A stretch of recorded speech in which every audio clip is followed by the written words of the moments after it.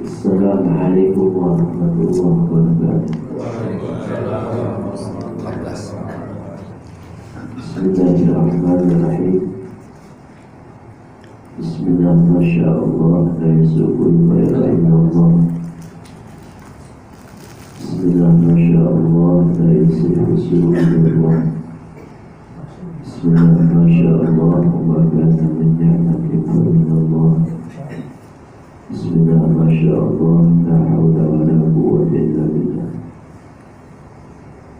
Alhamdulillahi rabbil alamin, wal 'aqibatu lil muttaqin wa la 'udwana illa 'alal zalimin.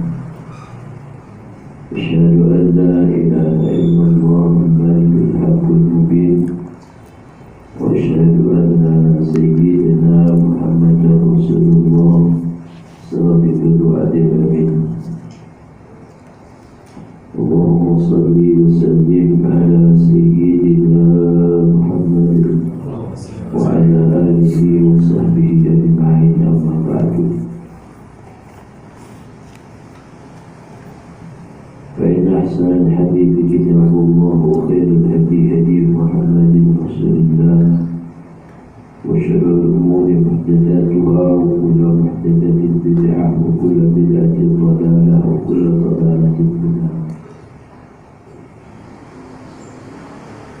Bapak-bapak, ibu-ibu hadirin hadirat yang dirahmati Allah Subhanahu wa taala, wabil khusus yang kami hormati sesepuh kita, orang-orang tua kita, tokoh masyarakat, wabil khusus Bapak Haji Jawahir, Bapak Haji Yahya, Bapak Ustaz Umar, Bapak Haji Nabi.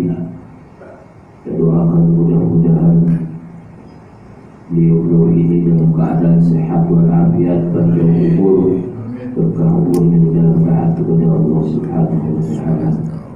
Kita buka kitab kita yang sekarang ini pada halaman 14, baris yang ketiga dari bawah.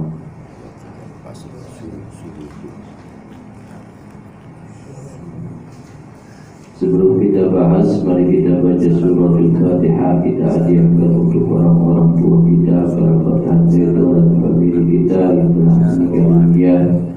Kita doakan mudah-mudahan mereka selalu mendapat rahmat dan ridha di sisi Allah Subhanahu wa taala, diampunkan dosa-dosanya dan diberikan alam kubur yang Allah menerima jannah.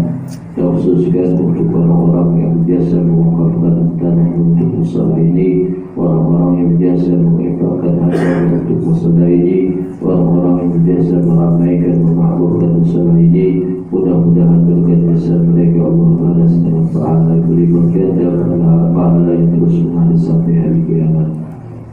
Kita khususkan untuk mengarang kitab yang kita kaji pada malam ini, yaitu Syekh Salim Samin Hadrami. Mudah-mudahan kita yang membahas kitab beliau ini mendapat keberkahan dari ilmu beliau, yang kita harapkan adalah menjadikan ilmu kita ilmu yang bermanfaat. Ala hadhihi niyyah wa ala kulli niyatin salihah wa ila hadratin Nabi Muhammadin sallallahu alaihi wasallam. Al-Fatihah.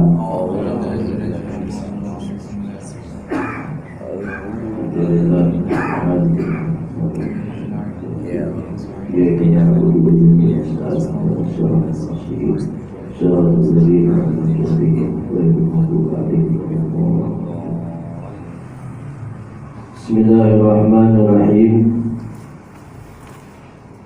Qala Sayyidina Syekh Salim Samin Al-Hadrami rahimahullah ta'ala, wa dama naf'a bi'ulumi fid daraini amin. Ila qala faslun, ini sebuah pasal. Syurutul khutbataini, syarat-syarat dua khutbah. Asyaratun 10. At-taharatu 'anil hadatsain, suci dari dua hadas. Al-asghari wal akbar, hadas kecil dan hadas besar. Berarti khatib itu yang naik mimbar itu syaratnya harus suci dari hadas kecil dan hadas besar. Kita juga sebenarnya kenapa ketika kita harus paham salah satunya ketika khotib batal. Pernah nggak khotib batal di dalam mimbar? Jarang. Tapi ini kaidah, namanya manusia itu pasti kejadian, dan itu sudah ada gambaran dan penjelasan. Maka kita yang nyimak sebenarnya harus paham. Salah satunya kenapa harus paham. Jadi ketika khotib itu batal di pertengahan khutbahnya, maka kita yang nyimak itu menggantikan khotib yang batal, seperti imam yang syaratnya itu kita tahu rukun-rukunnya secara teliti. Kalau kita tidur kemudian dikagetin sama orang, nah itu aman. Ini khutbah pertama atau khutbah kedua? Kan begitu. Nah, ini kenapa?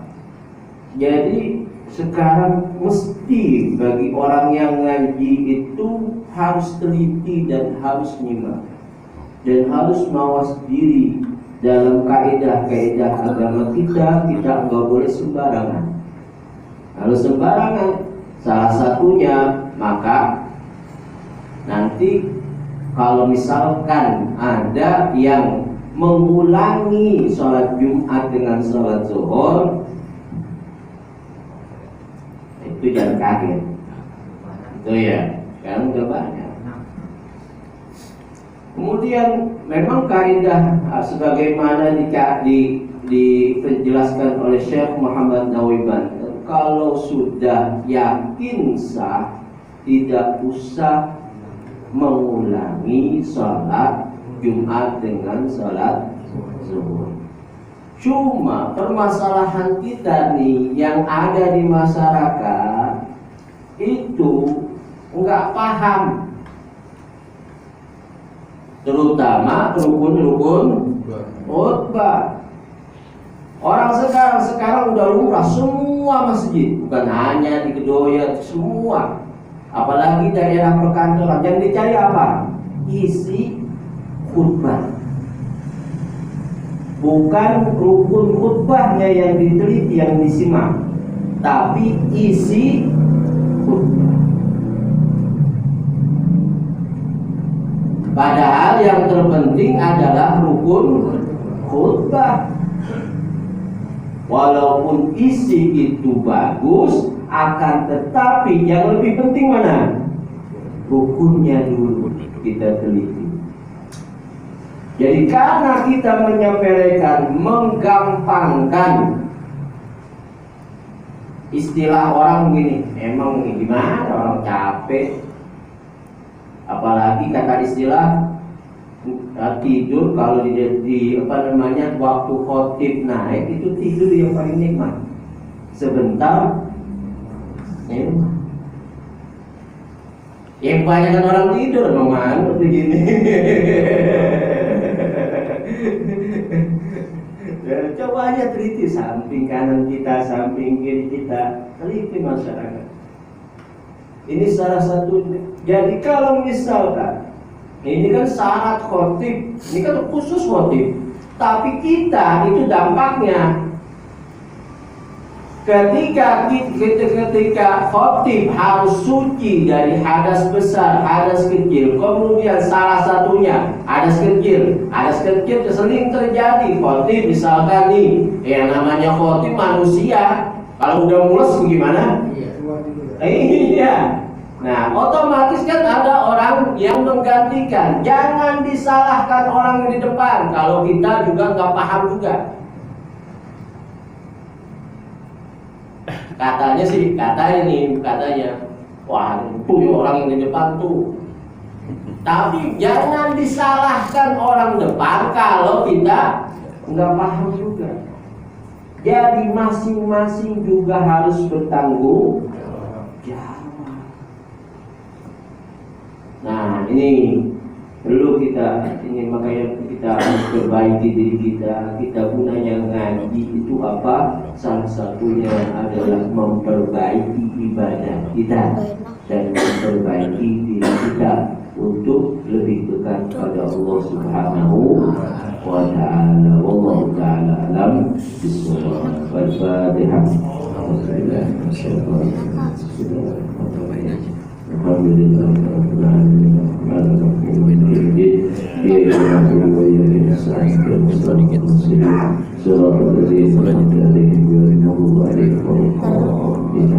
ربنا تقبل منا انك انت السميع العليم وتب علينا انك انت التواب الرحيم واغفر سبحانك اللهم وتحياته السلام واخر دعواهم الحمد لله رب العالمين حمدنا الله واياكم اجمعين. السلام عليكم ورحمه الله وبركاته.